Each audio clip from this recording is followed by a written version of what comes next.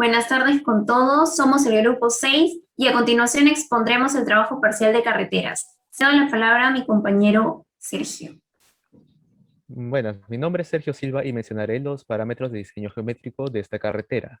Para el alineamiento horizontal debimos verificar la clasificación de la carretera mediante los siguientes criterios. Primero, se consideró en el trabajo un IMDA proyectado de 310 vehículos por día. Comprobamos en la tabla de clasificación de acuerdo a la demanda y observamos que la carretera del proyecto será de tercera clase. Luego, la orografía del terreno depende de la máxima pendiente transversal al eje de la carretera. En nuestro trabajo, la máxima pendiente transversal obtenida, incluidos cambios, estuvo siempre entre 150 y 160%, lo cual se encuentra en los parámetros de terreno escarpado tipo 4. Siguiente.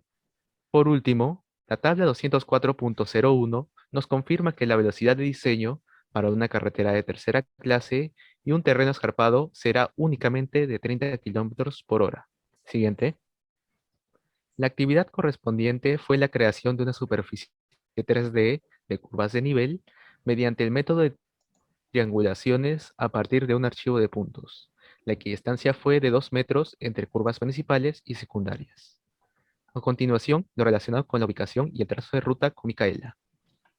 Mi nombre es Micaela Mesía y explicaré la ubicación y el trazo de ruta de nuestra carretera. El método empleado fue el de línea de gradiente.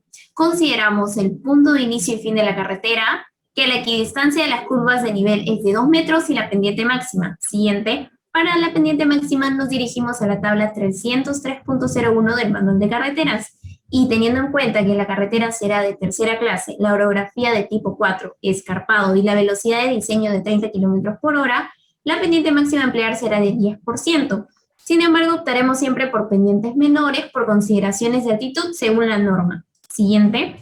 El trabajo en la superficie consistió en iniciar el trazo en un punto cercano al punto inicial y optar por alguna pendiente. En este caso optamos por una de 5% y de subida, ya que con pendientes de 4 o 6% y un tramo de bajada, la línea de gradiente tendría a sobrepasar los límites de la superficie.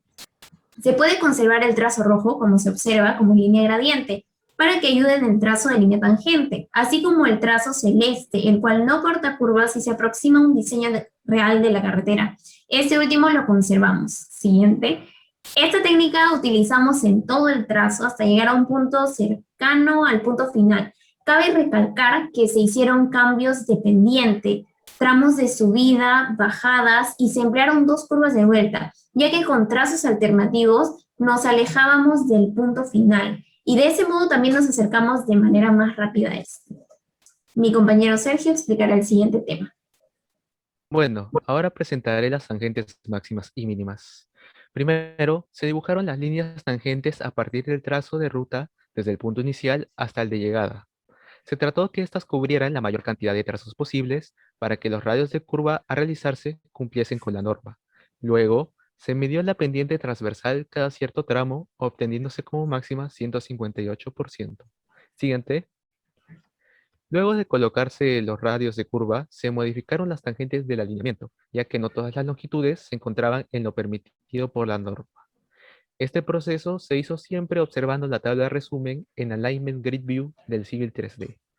No se aprecia mucho el cambio en las imágenes mostradas, pero estos fueron muy importantes. Siguiente. Según la tabla 302.01, para una velocidad de diseño de 30 km por hora, la longitud mínima de tangente en configuración tipo S es de 42 metros, mientras que en configuración tipo O es de 84 metros. Para ambos casos, la longitud máxima de la tangente será de 500 metros. Luego de las modificaciones, la menor longitud de tangente en tipo S encontrada fue de 43.7 metros y la menor en configuración O fue de 86.09 metros. Por otro lado, la longitud de tangente máxima fue de 143.7 metros. En conclusión, se está cumpliendo con la norma. Ahora veamos el cálculo de radio mínimo y peralte máximo con Alex. Mi nombre es Alex Maigua y explicaré el radio mínimo y el peralte máximo. Bueno, con lo antes mencionado por mis compañeros, sabemos que el IMDA es de 310 vehículos por día y nuestra velocidad de diseño es de 30 kilómetros por hora. Estos datos serán necesarios para calcular el radio mínimo y peralte máximo. Siguiente. Según la tabla 302.02, para una orografía escarpada tipo 4 y una velocidad de diseño de 30 km por hora, el radio mínimo correspondiente es de 25 metros. Siguiente. En el proyecto, para añadir el radio mínimo, primero definimos el alineamiento a partir de objetos. Seleccionando entre tangente y tangente, creamos los radios. Como se puede visualizar en la siguiente tabla, estos cumplen con un radio mínimo de 25 metros. Siguiente. Ahora pasaremos al peralte o sobreelevación. Cabe resaltar que este depende de cada situación específica. Para nuestra superficie que presenta una orografía tipo 4 escarpada, visualizamos que entre los valores de peralte máximo nos corresponde 12%. Siguiente. De acuerdo a este peralte máximo indicado y al tipo de orografía, podemos hallar en la siguiente tabla, para la tabla 302.04, los peraltes correspondientes para cada radio de nuestra ruta.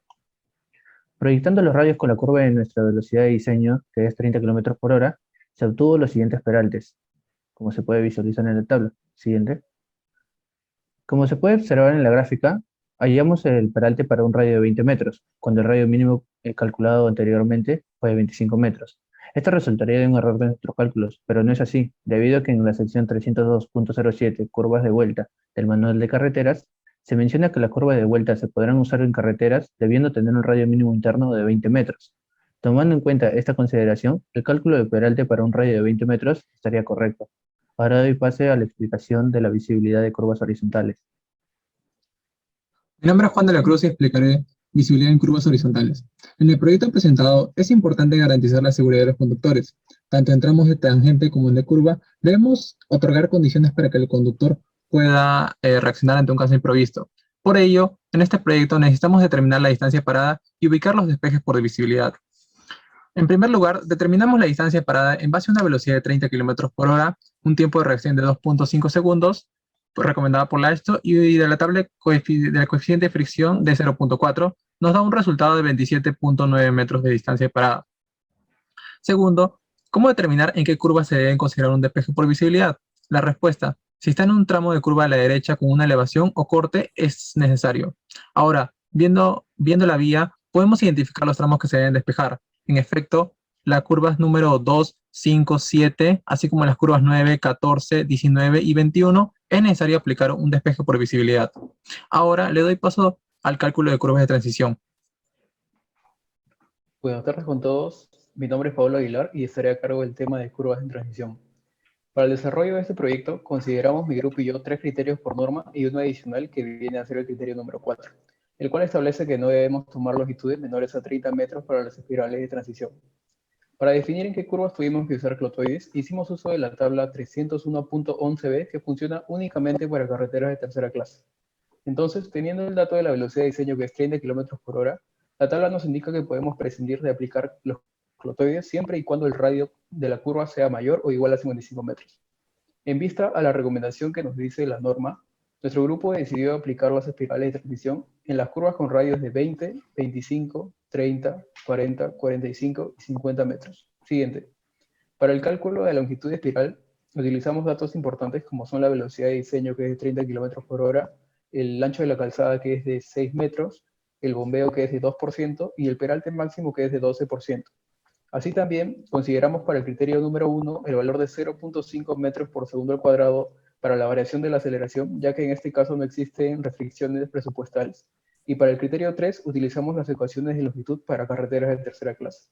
A continuación, mi compañero Juan explicará acerca de los cálculos necesarios. Gracias, Pablo. Aquí observamos los cálculos que utilizamos en el criterio número 1 para los radios de 20, 25, 30, 40, 45 y 50 metros. Igualmente, para el criterio número 2 tenemos los cálculos para los mismos radios. Y finalmente, para el criterio de las curvas de tercera clase, obtenemos los resultados de las longitudes mínimas de los espirales de transición. Pablo, coméntanos los resultados. Ok, Juan. Entonces, los resultados adoptados para las pruebas de transición en su mayoría fueron acontecidos por el criterio número 4, ya que la longitud mínima para curvas de transición viene a ser de 30 metros. Por lo cual, para las curvas con radio de 25, 30, 40, 45 y 50 metros, la longitud de la espiral de transición será de 30 metros. A continuación, podemos observar el plano con los clotoides aplicados.